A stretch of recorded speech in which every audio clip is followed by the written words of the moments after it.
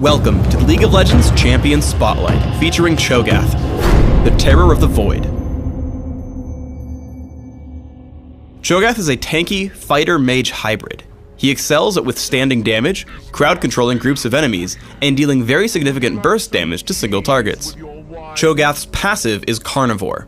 Every time Cho'Gath kills a minion, monster, or champion, he regains a small amount of health and mana. After a brief delay, Rupture damages, knocks up, and slows all enemies in an area. This ability can be cast in the Fog of War to hit enemies you can't see. I take Rupture at level 1 and max it by level 13. Feral Scream damages and silences all enemies in a cone. I take Feral Scream at level 2 and max it by level 9. Vorpal Spikes passively causes Cho'Gath's basic attacks to deal additional damage to all enemies in front of him, including the main target. Vorpal Spikes may be toggled on or off just in case you don't want the extra damage. I take Vorpal Spikes at level 4 and max it last. Feast deals immense true damage to a single enemy, dealing significant damage to a champion and even more damage to minions and monsters. If Cho'Gath kills the enemy with Feast, he grows larger and gains a Feast stack that increases his maximum health. Feast can only stack a few times, but stacks last until death, upon which he loses half his stacks. Cho'Gath excels at soloing the top lane, using teleport to get him back into lane or into teamfights. However, lacking Ghost or Flash can make you gankable without smart play. Udyr comes to gank from the river, so I head to the brush, attempting to juke. By baiting Udyr into the brush as well, I land a blind Rupture and immediately turn to run away. While Teemo's exhaust slows me, Boots of Speed and movement speed quintessences allow me to outrun Udyr. As he retreats, I turn to fight Teemo, landing Feral Scream, Exhaust, and a basic attack. Again, I retreat and recall back to base. However, I notice that Malzahar is coming to gank, so I immediately teleport back to the lane and push the minions to his turret. Teleport also allows you to help teammates across the map. Here I see Poppy and Udyr try to gank Ashe and Soraka, so I teleport onto a nearby minion. As a result, Udyr and Poppy immediately flee, but Exhaust allows me to easily land Rupture, chasing Udyr to his turret. Unfortunately, I'm unable to deal quite enough damage and he survives my feast with 45 health remaining. However, by pushing these champions back to their base, we're able to kill the dragon with ease. In a team fight in mid lane, I try to focus high priority squishy targets. I exhaust Teemo and push forward, taking on Rise with Feral Scream and Feast. As he runs with Quicksilver Sash, I continue chasing, as my significant movement speed through Force of Nature, Runes, and Masteries allow me to chase down Rise, taking him down with basic attacks, Vorpal Spikes, and another Feral Scream. I want to ignore tanks like Leona, but once I see Udyr and Teemo are retreating, I turn, landing Rupture in the Fog of War. I see she's heading to the wall in order to flash away, but Feral Scream buys enough time for Soraka and Malzahar to land their own silences, and take her down once she flashes over the wall. Remember that you are your team's tank. Here in the mid lane, I lead in to absorb both of Leona's initiating moves. As a result, no one is able to stop us from destroying Rise with Feast on top of my team's damage output. Once Udyr comes out from my exhaust, I prioritize him as the most disruptive target on the enemy team, tagging him with Rupture and Feral Scream. Unable to hurt my allies, he tries to run away, but I lead in with Rupture, preventing his escape and taking a win in the fight. The worst habit you can have as Cho'Gath is chasing a target for too long. We open up a fight in the jungle, dropping Udyr to half health and killing Teemo. I tag Udyr with Feast and cause him to run. However, instead of heading back to disrupt Rise and Leona, I chase Udyr, who gets away.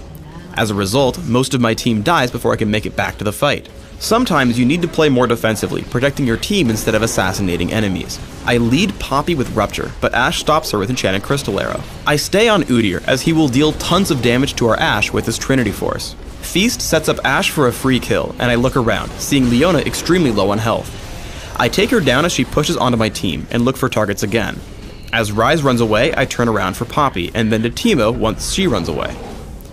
Once the enemy team all gets extremely low, I can take on the role of carry. I look to force as many opponents as possible back to their base so that we can take down the inhibitor. On Dominion, start Cho'Gath at the bottom lane until level 6.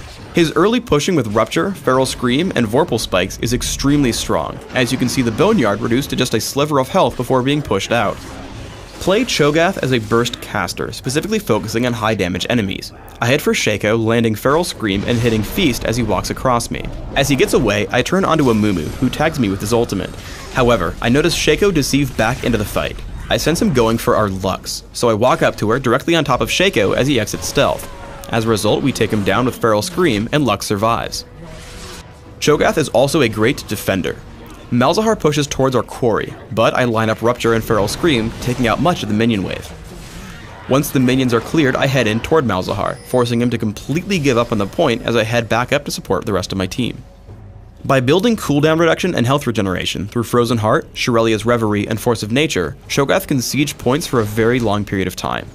I push in on the windmill with my team, harassing Vayne before diving for the kill with the active on Shirelia's Reverie plus Feast.